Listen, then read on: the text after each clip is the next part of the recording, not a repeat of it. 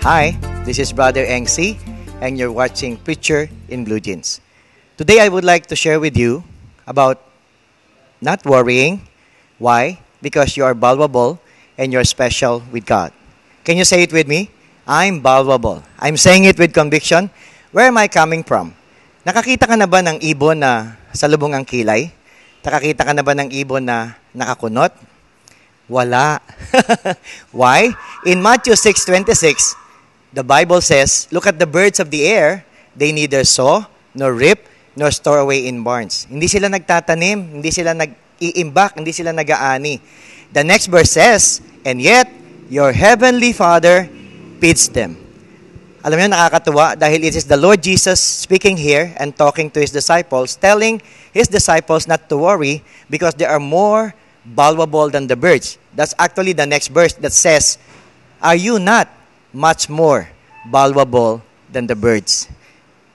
If you are valuable than the birds, then we have no right to worry. We have no right to be stressed. If situations would come na mainit ang ulo mo, nag-aalala ka kung anong kakainin mo, nag-aalala ka kung ano isusuot mo, I will ask for a bird. I will ask for the bird and pray for the bird to speak to you, and the bird will ask you. Anong tatanong sa'yo ng ibon? Oh, hindi ba mas mahalaga ka kaysa sa amin?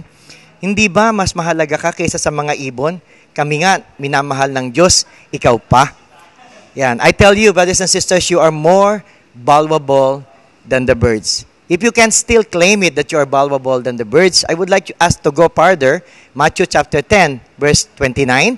Ang sabi doon, ang mga ibon, ang mga maya, binebenta ng 2.5.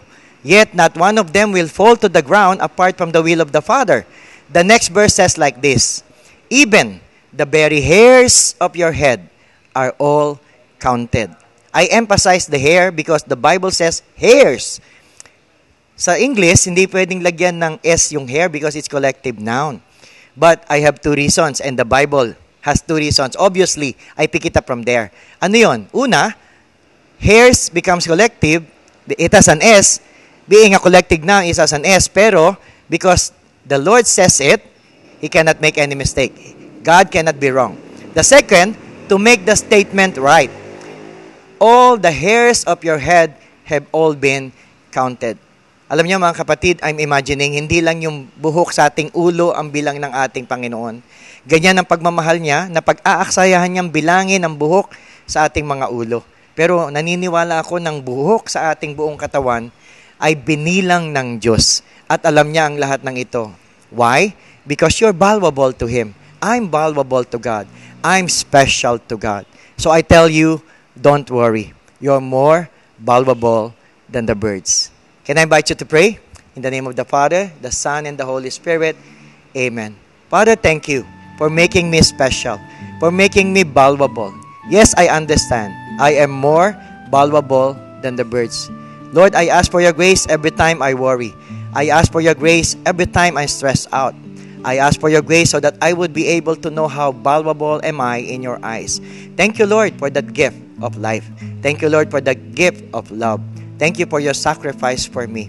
And today, Lord God, I will live a victorious life. Why? Because I'm valuable to you. And I will give you all the praise and the glory that you deserve in my life. In Jesus' name we pray. Amen. In the name of the Father, the Son, and the Holy Spirit. Amen. Once again, this is Brother Engsi. Thank you for watching Preacher in Blue Jeans, your dose of everyday spirituality. Thank you for your donations and love offerings to Kerygma family. Your generosity allows us to spread God's word through broadcasts like today's episode. May God bless you abundantly.